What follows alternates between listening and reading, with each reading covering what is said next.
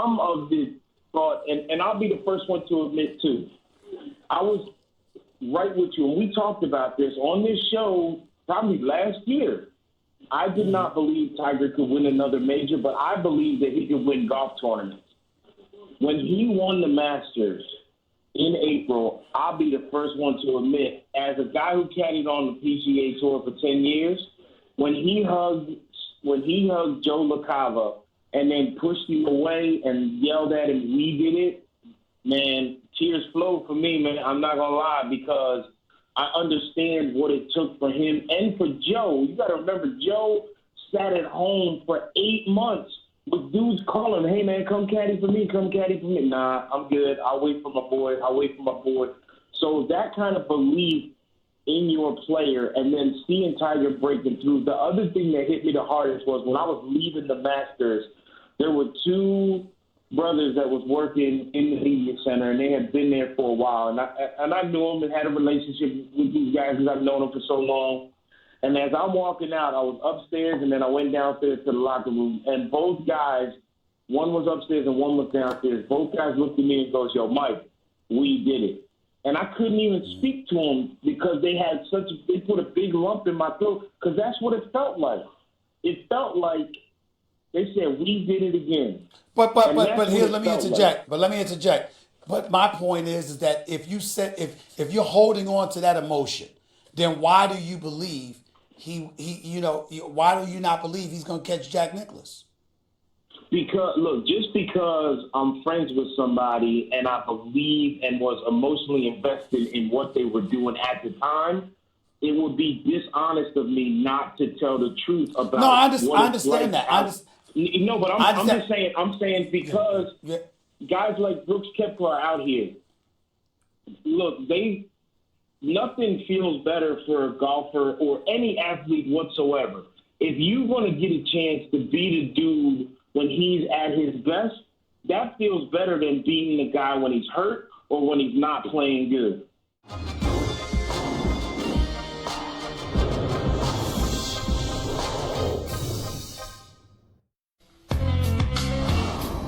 The Stephen A. Smith Show on ESPN Radio is presented by Progressive Insurance. Guests on the Stephen A. Smith Show appear via the Shell Pennzoil Performance Line, and you can always get in touch with the show through the 1-800-Flowers Twitter feed.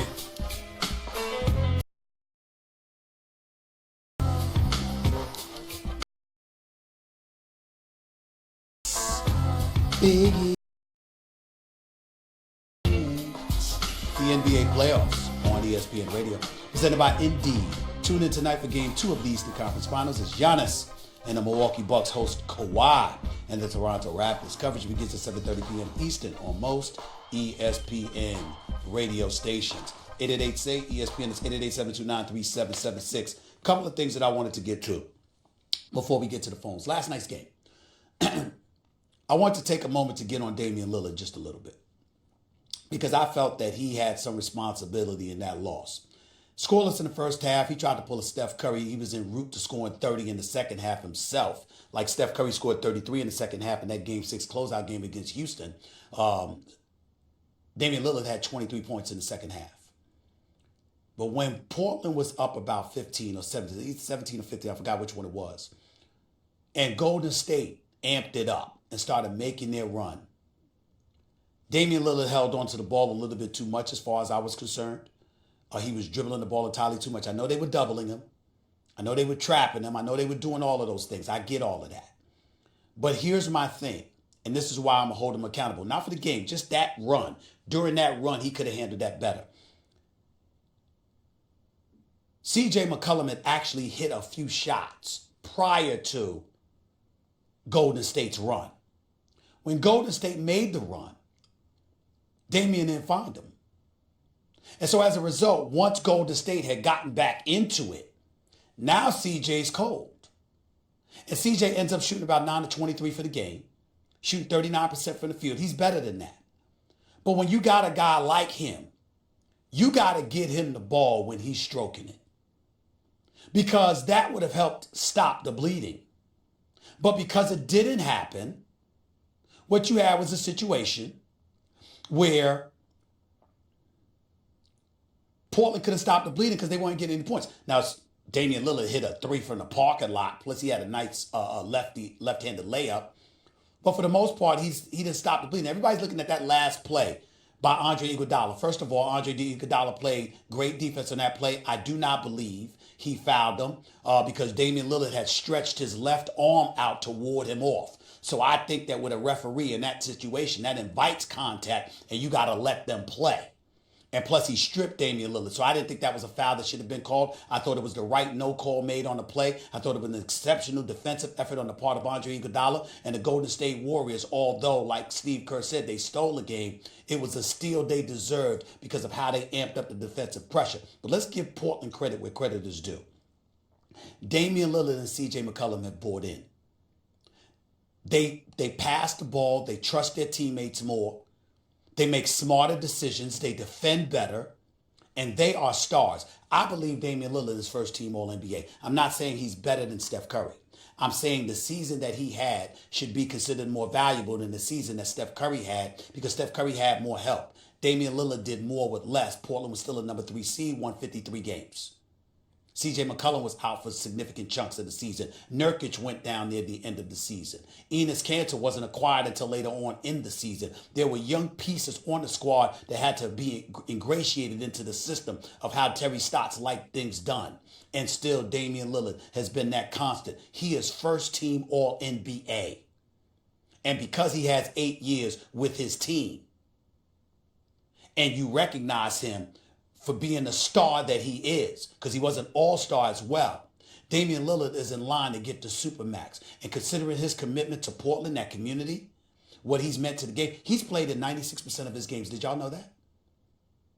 Damian Lillard has missed 24 games in over 7 years. Total. He doesn't miss games. He plays in 96% of the games. He's a perennial 24, 25 point per game scorer. He's an all-star. He's a leader. He's a fantastic closer. He can finish you off. Ask the Oklahoma City Thunder. Never gets in any trouble. Answers questions and deals with the media very, very well. Highly articulate in a lot of different ways. The guy is sensational. I love Damian Lillard. Last night during that run, however, he did not get it done.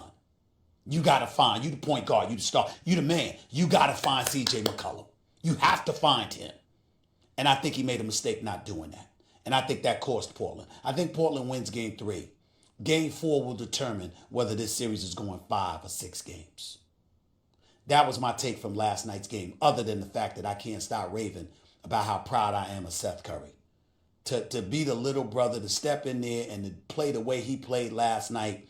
And it was beautiful to watch the cameras be on his mama and daddy the way it was. That was something special, man. And Steph Curry said it best. It was a perfect ending for him. My brother played well, and I won. He didn't win while his brother played bad. Seth Curry played a damn good game. I was real proud of him. My only criticism of Seth Curry is that I wish he had started shooting earlier, and I wish he shoots more, because he can shoot. He's a Curry. Curry's shoot. It's almost oxymoronic for a Curry not to shoot. What the hell are you doing? You don't belong on a basketball court if your last name is Curry and you don't shoot. You got to shoot the damn basketball. My only beef with Steph Curry is that you only shot the ball 9 times. If I'm Terry Stotts and I'm Portland Trailblazers staff, and by the way, let's give Terry Stotts credit because media members got on him because of how they played defense against Steph Curry in game 1. They clearly made that adjustment in game 2. They were jumping out and defending him. He just did his thing. But it wasn't for lack or a lack of schemes or anything schematically or any personnel issues. No, Steph Curry is just that great. And when he's on, and he's on right now. But make no mistake about it, Seth Curry made us proud last night. And as far as I'm concerned, if I'm Stotts, I'm giving him more minutes than Evan Turner. I might be giving him some of Rodney Hood's minutes. Well, maybe I might not go that far because Rodney Hood is 6'8". So I need him out there. And Evan Turner is like a point forward that can do some things for you. So I might need him out there. But I got to have Seth Curry on the floor shooting the basketball. That's what I have to have. And you know what? Let him defend his brother. You know why, ladies and gentlemen? Because who knows his brother better than him? Let him defend his brother. Let him defend Steph Curry. That is the suggestion that I would make to Terry Stotts. Let's see what they got. Because you never know. Even if Steph Curry goes off, he might get away from his game just because he's going against his little brother. You never know how psychologically that could potentially work to your advantage. I'm not saying do it the whole game, but try it for a few minutes. See if it works. Seth Curry would be on the floor more, especially when they get back to Portland. 888-SAY-ESPN. That's 888-729-3776. You're listening live to Stephen A. ESPN Radio, ESPN News. Rob, you're live with Stephen A. What's up, my brother? How are you? Stephen Rob, A. are you there? What can you? Come on, bro. Yes. What can you say about the Knicks, Stephen A? Did you honestly expect anything more than what we get? Like, this team is cursed. I don't know why. I don't know what's the reason of it, but in a way, this draft was big, though. Like, if we would have gotten Zion, Knicks, they really don't. They don't keep what they draft and develop them. But even if we moved them, we could have gotten so much for them, like an Anthony Davis. And depending on if we kept them, maybe someone would want to come here to play with us. So in that sense, it was big. Well, Rob, we still got hope. We still got hope because we still got a chance to get KD. Let's not give up on that. We still got hope, bro. Don't give up on that. Hold out hope, man. Hold out hope. It's all we got. Look, man, I'm willing to compromise myself, my own objectivity. Nobody will protect KD more than me. I will be his biggest advocate. I will not let anybody mess with this man if this man comes to the New York Knicks. We have suffered, Rob. We have been suffering. Look, man, Rob, am I lying? Don't we all need therapy as Knicks fans? Listen, I hide my therapist. I hide my therapist. You got yours? I've been going through this since Patrick Ewing. That was the highlight to know that we drafted Ewing. And I love those teams. Those 90s teams, I love them. But even though I love them, they weren't great enough to get us to the next hurdle. Like y'all brothers in L.A., even though y'all got a mess out there, y'all have had greatness for many years. I got you. So even I got you. I got to run, Rob, but I just need you to answer this question before I go. Do you have a therapist? I had to get mine because I'm a Knicks fan. I hired a therapist because I'm a Knicks fan. I've suffered. Nothing makes me more depressed. Nothing makes me more depressed. So I needed help. I tell you who my therapist is. You, Stephen A. I call and I talk to you, brother. Got it. I appreciate it, Rob. Thank you so much, my brother. 888-SAY-ESPN. That's 888-729-3776. Well, after all, I am a doctor. Winston-Salem State University, my alma mater, gave me my honorary doctorate degree years ago. I am a doctor, so it does, man. Plus, I'm the love doctor. I stole it from Martin Lawrence. Get on out of here. I'm the love doctor. So I'm the love doctor. I'm an honorary doctor, and now I'm a therapist for Rob from the Bronx. I mean, damn. How can you deny it? 888-SAY-ESPN. It's 888-729-3776. If you missed my opening segment, go check it out on demand in the Stephen A. Smith podcast.